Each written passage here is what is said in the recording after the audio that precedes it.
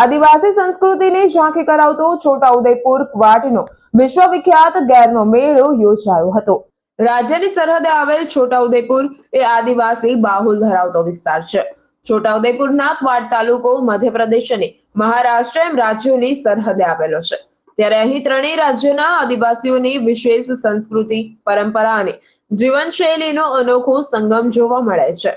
આદિવાસીઓમાં હોળી એ સૌથી મોટો અને મહત્વનો તહેવાર મનાય છે અને તેથી જ આ પંથકમાં આદિવાસીઓ દર વર્ષ દરમિયાન રોજીરોટી માટે રાજ્ય કે દેશના ગમે તે ખૂણે હિજરત કરીને ગયા હોય કે ગમે ત્યાં નોકરી કરતા હોય, અભણ હોય કે ઉચ્ચ અભ્યાસ ધરાવતા અધિકારી હોય, સૌ કોઈ પોતાના વતનમાં ફરજિયાતપણે પરત ફરે છે અને હોળી વિષયક મેળાઓની તૈયારીમાં જોતરાઈ જાય છે।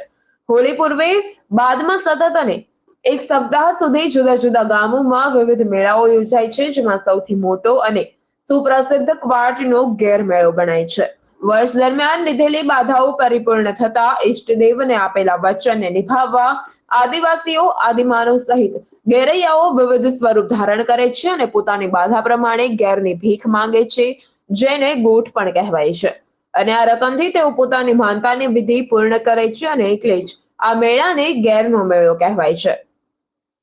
મેળામાં આદિવાસીઓ ઢોલ નગારા, પાવાના તાલે ઘૂઘરા બાંધી જટિલ નૃત્ય કરે છે, તે આકર્ષણનું કેન્દ્ર બને છે। મેળાને જોવા માટે દેશ વિદેશથી પણ સહેલાણીઓ આવતા હોય છે। હોળી અમે 5 દાડાના મેળામાં કરીએ। 5 દાડાથી અમે ગામ ઓગરાઈએ અને આજે ઘેરના મેળામાં આવ્યા અને આ બધું ગામમાં કેટલા 45 આજુબાજુના મોરને પીછીવાળા છે અને બધા બેહ ને બધું અહીંયા બધા છોકરાવાળાને એમ તેમ કરીને એટલે છોકરીઓ પરણાને એમ તેમ કરીને લગભગ હોય છે 200 ને 250 ને આજુબાજુના।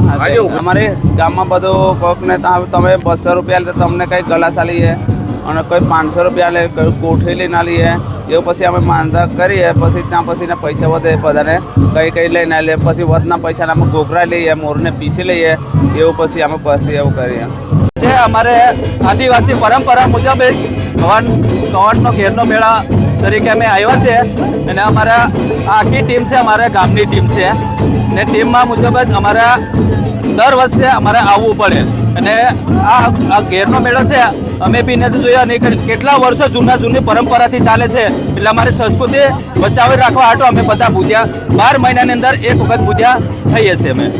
Rehan Patel, GTV news, Chhota Udepur.